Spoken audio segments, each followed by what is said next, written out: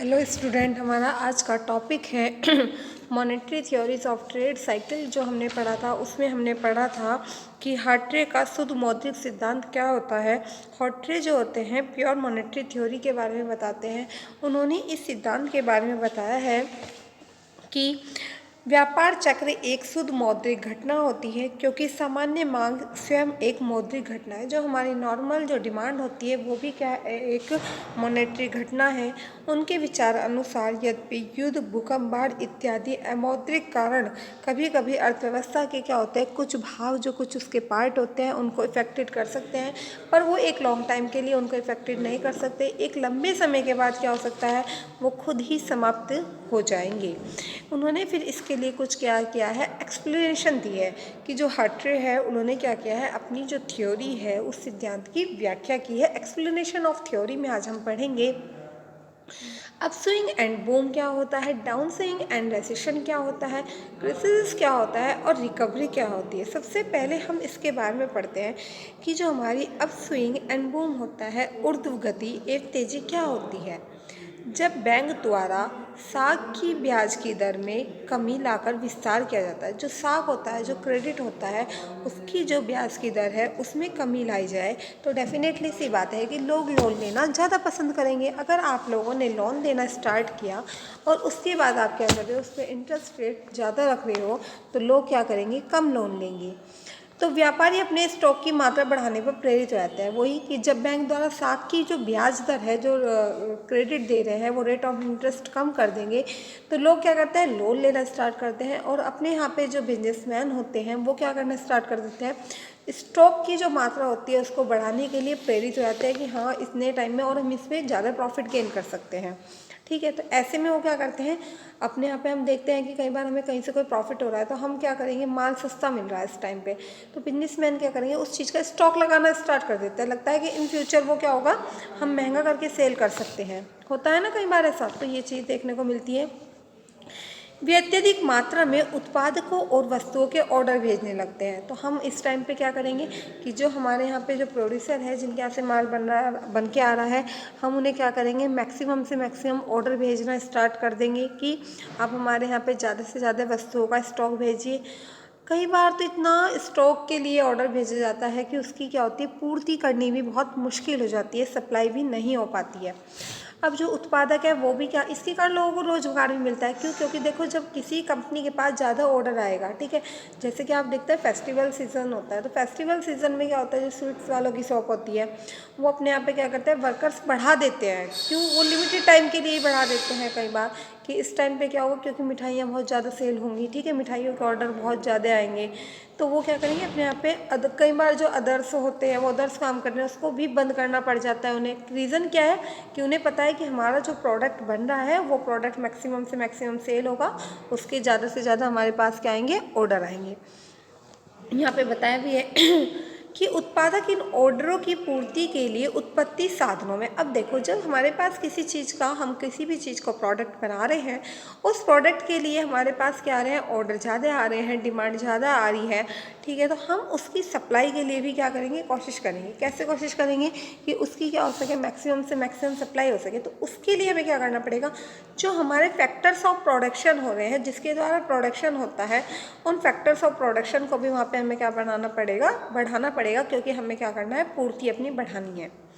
इसका परिणाम यह होता है कि उत्पत्ति के साधनों की मांग में भी वृद्धि होती है। जो फैक्टर्स ऑफ प्रोडक्शन होते हैं इसके कारण वो भी बढ़ जाते हैं। जैसे कि हमें किसी प्रोडक्ट को बढ़ाना है, तो उस प्रोडक्ट को बढ़ाने के लिए हमें क्या करना पड़ेगा, वहाँ पे लेबर की मात्रा भी बढ़ानी पड़ेगी, वहाँ पे मशीनों की मात्रा भी बढ़ानी पड़ेगी, जहाँ पे वो प्रोडक्ट बन रहा है वहाँ पे क्या करना पड़ेगा, हमें कैपिटल भी अपनी ज़्यादा से ज़्यादा लगानी पड़ेगी। तो ये सारी चीज़ें क्या होती है, किसी भी प्रोडक्ट को इफ़ेक्ट करती हैं, तो इसलिए इन सब चीज़ों के ऊपर हमें ध्यान देना पड़ेगा, उनकी मात्रा भी बढ़ानी पड़ेगी।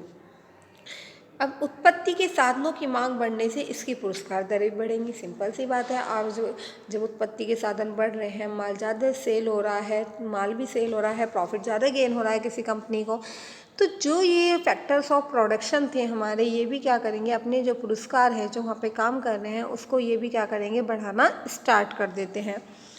फिर क्या होगा, इस प्रकार जनता के हाथों में क्रय शक्ति बढ़ने से प्रभावपूर्ण मांग में भी वृद्धि हो जाती है। इफेक्टिव डिमांड भी इसके द्वारा क्या होती है, बढ़ने लग जाती है। क्यों? क्योंकि जनता के हाथ में क्या हो जाती है, क्रय शक्ति हो जाती है।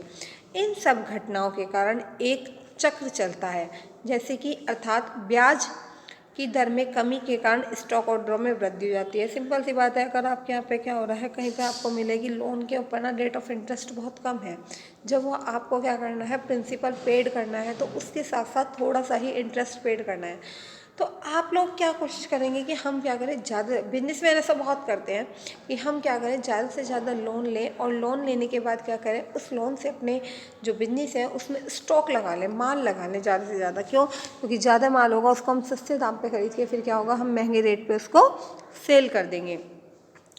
सेकेंड बात आती है अधिक ऑर्डर। अब देखो, जब ऑर्डर तो बढ़ ही गया, सिंपल सी बात है, जब ऑर्डर बढ़ेगा तो उस ऑर्डर को बढ़ाने के लिए हमें क्या करना पड़ेगा, जो हमारे फैक्टर्स ऑफ प्रोडक्शन है या सोर्स ऑफ प्रोडक्शन भी जिसको आप बोल सकते हो, उन सबको भी क्या करना पड़ेगा, हमें बढ़ाना पड़ेगा और हमारा जो उत्पादन है इसके द्वारा वह भी बढ़ता है। अधिक उत्पादन से अधिक विक्रय और अधिक आय। अब देखो, मैंने आपको ये सारी चीज़ें क्या है, एक दूसरे से कनेक्टेड है कि ऑर्डर बढ़ा तो ऑर्डर बढ़ने के बाद क्या हुआ, डिमांड बढ़ी है किसकी, फैक्टर्स ऑफ प्रोडक्शन की। फैक्टर्स ऑफ प्रोडक्शन की डिमांड बढ़ी है तो उसके बाद हमारा क्या हो गया, जो हमारा कंपनी है उसको प्रॉफिट गेन होगा कि अधिक उत्पादन और अधिक सेल्स है, कि हमारा क्या होगा, प्रोडक्शन ज़्यादा हो रहा है और ज़्यादा सेल हो रही है, तो उसके फलते हमारा क्या होगा, अधिक इनकम भी होगी।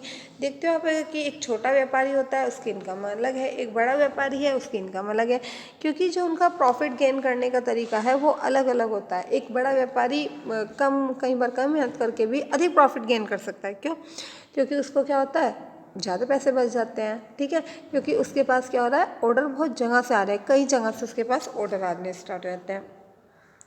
अधिक ऑर्डर आने के कारण उत्पत्ति के साधनों आय तो बढ़ती है, सिंपल सी बात है, उत्पत्ति के साधनों का भी यूज़ ज़्यादा से ज़्यादा होता है। फिर क्या है, अधिक विक्रय से आशावादिता। इसमें क्या होगा, जब सेल ज़्यादा, आप लोग कोई बिजनेस कर रहे हैं और उस बिजनेस में आपकी मैक्सिमम से मैक्सिमम सेल हो रही है, तो जब आपकी उस बिजनेस में ज़्यादा सेल हो रही है तो डेफिनेटली सी बात है कि आपके जो नेचर होगा उसमें एक पॉजिटिविटी होगी।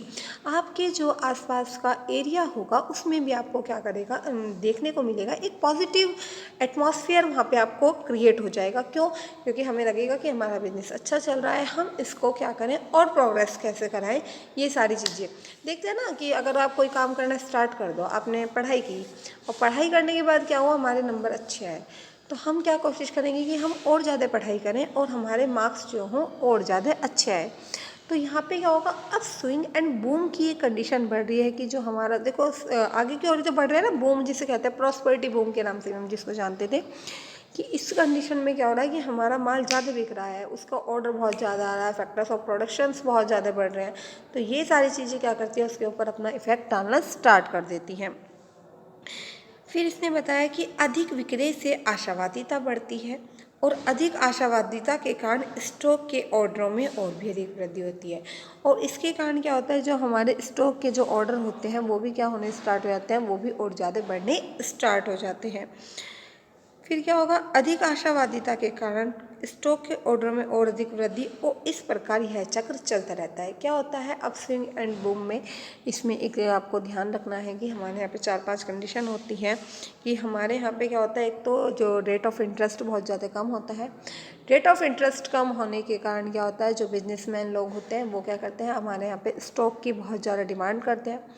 स्टॉक की जब सेकेंडली डिमांड बहुत ज़्यादा होगी तो उसके लिए हमारे क्या होंगे, जो फैक्टर्स ऑफ प्रोडक्शन है वो भी क्या करेंगे, ज़्यादा वर्क करेंगे, उनका ज़्यादा काम लिया जाएगा, और फिर क्या होगा, उसके कारण जब फैक्टर्स ऑफ प्रोडक्शन के कारण हमारा प्रोडक्ट ज़्यादा बनेगा, ज़्यादा सेल होगा, थर्डली तो उस कंपनी को जो होगी क्या होगी, ज़्यादा इनकम गेन होगी, ज़्यादा प्रॉफिट गेन होगा, जिसके कारण जो वहाँ पे लेबर काम कर रही है, जो फैक्टर्स ऑफ प्रोडक्शन है, उसको भी इससे क्या होगा, हेल्प मिलेगी, कैपिटल से और ज़्यादा कैपिटल बढ़ जाएगी, और उस कंपनी में जो एक नेचर है वहाँ पे एक पॉजिटिव नेचर क्रिएट हो जाएगा। और इसके कारण क्या है, अधिक आशावादिता के कारण स्टॉक के ऑर्डर, जो अधिक आशा, ज़्यादा होप हो जाएगी, जिसके कारण क्या हो जाएगा, जो हमारा स्टॉक का जो ऑर्डर है वो पहले से बहुत ज़्यादा बढ़ जाएगा। तो इसमें आपको ये जो 4-5 पॉइंट हैं ये बहुत ध्यान रखना है कि एक्सप्लेनेशन ऑफ थ्योरी बताई गई है उसमें अपस्विंग एंड बूम की ही बात करी है मैंने। यही एक इतनी बड़ी बात है कि इसके ऊपर ही काफ़ी कुछ बताया गया है कि अपस्विंग और बूम में 4-5 कंडीशन होती है, ऑर्डर बढ़ते हैं। तो ये सारी चीज़ें पूछी जा सकती हैं। एक शॉर्ट क्वेश्चन में भी हार्ट्रे ने कि अपस्विंग एंड बूम में उन्होंने क्या चीज़ें बताई हैं। Thank you.